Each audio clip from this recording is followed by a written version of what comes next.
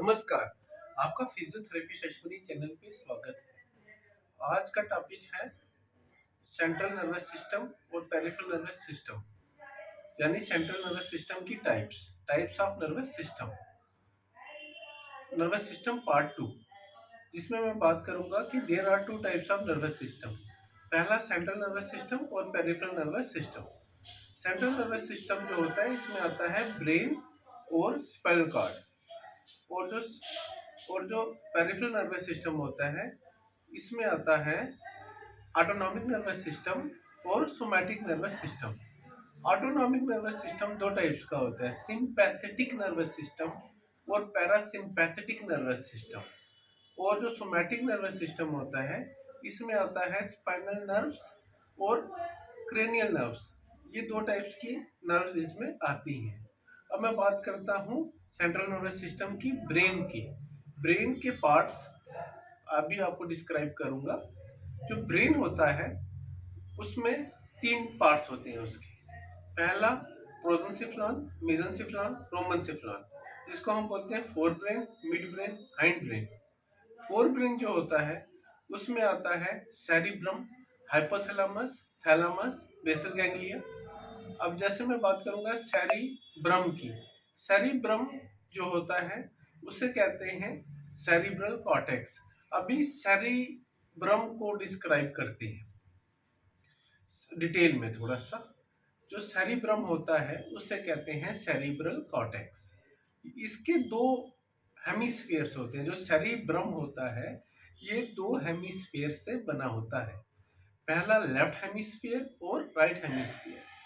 जो सेरिब्रम है, ये इनके जो दो हेमिस्फीयर होते हैं, एक लेफ्ट और एक राइट, और ये बीच में कनेक्टेड होते हैं लेफ्ट हेमिस्फीयर और राइट हेमिस्फीयर कॉर्पस कलोजम से। जहां लेफ्ट हेमिस्फीयर और राइट हेमिस्फीयर जहां बीच में कनेक्ट होता है, उस पार्ट को कहते हैं कॉर्पस कलोजम।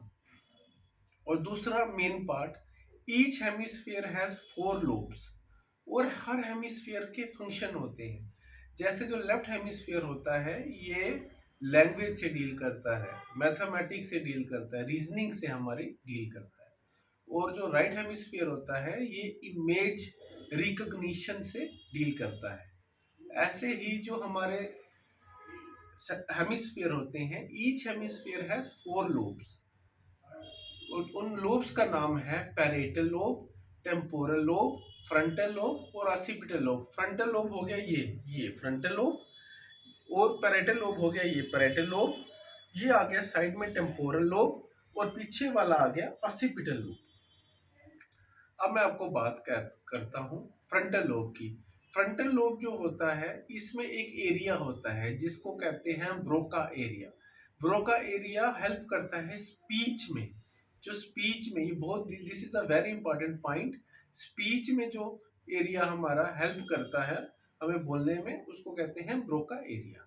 और जो हमारा टेम्पोरल रीजन होता है, टेम्पोरल लोब, ये टेम्पोरल हो गया हमारे कानों के पास, ये हेल्प करता है ऑडिटरी में और स्पीच समझने में। और उस एरिया, वहां पे जो आता है, उस एरिया को कहते हैं वर्निक एरिया। और जो हमारे पीछे वाला एरिया होता है, इसको कहते हैं ऑसिपिटल एरिया, ये विजुअल में हेल्प करता है। और फोर्थ एरिया आता है हमारा parietal area. Please subscribe my channel. Thank you.